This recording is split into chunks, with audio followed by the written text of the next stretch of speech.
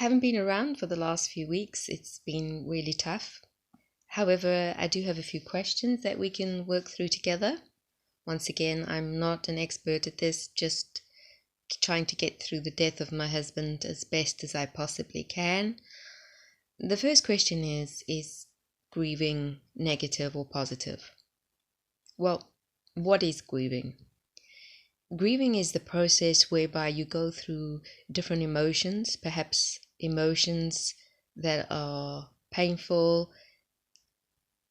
sorrowful, and these different moments of guilt, of pain, of denial, of non-acceptance, of guilt, of bitterness, of anger, these are all part of the grieving process. Is it positive or negative? Well, the emotions are necessary for grieving.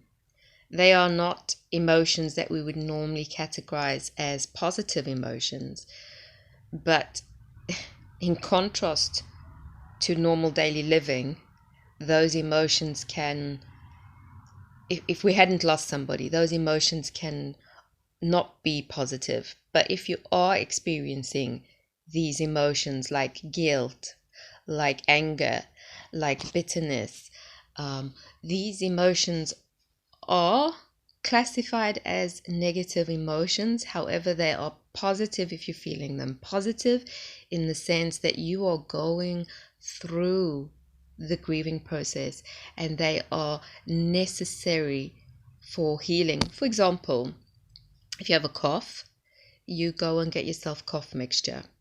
If you have a sore throat, you may have strepsils or something to help to heal the nasty effects of a cough. I'm not comparing death to a cough. What I'm trying to say is having the cough mixture is not nice. Having the strepsils is not nice because it may burn. The point is the burning after having the cough syrup is part of the healing process. So the comparison here is not cough to death, but rather the effects of going through the elements of death helps us to understand that to go through them is positive, but they are negative.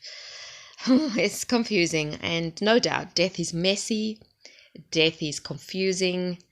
There's no way that anyone can tell us what is the right way to go through. Some people experience all of these things together. Some people experience only one through a year. Maybe they don't experience anything for maybe a few years. But for me personally, I'm experiencing all these things sometimes all at once. So you can go through moments of guilt.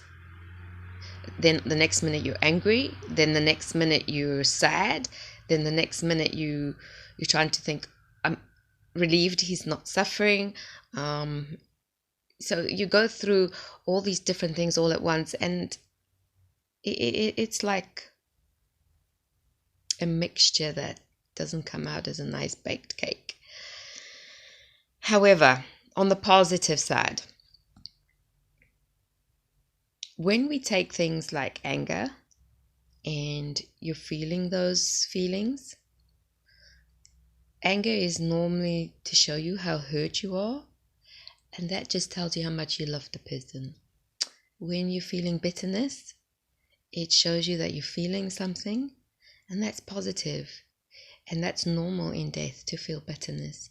But bitterness is essential to the palate of life and can eventually be turned into sweetness. For example, the bitterness of my heart has been the fact that I haven't had the support from friends that I need, and that's made me really bitter. But somebody's explained to me that bitterness doesn't mean they don't care.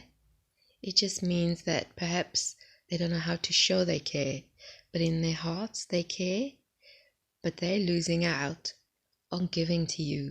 They're losing out on happiness because giving makes you happy. So if they're not giving, they're not happy. So the sweetness that comes from the bitterness of not having their support, hard to accept, but knowing that you will be there one day for them, that's sweet. Also knowing that you can forgive them, that's also sweet. So it's finding ways just to make your life simpler, in the sense that you can't be dealing with their emotions and the fact that they are not doing what's right.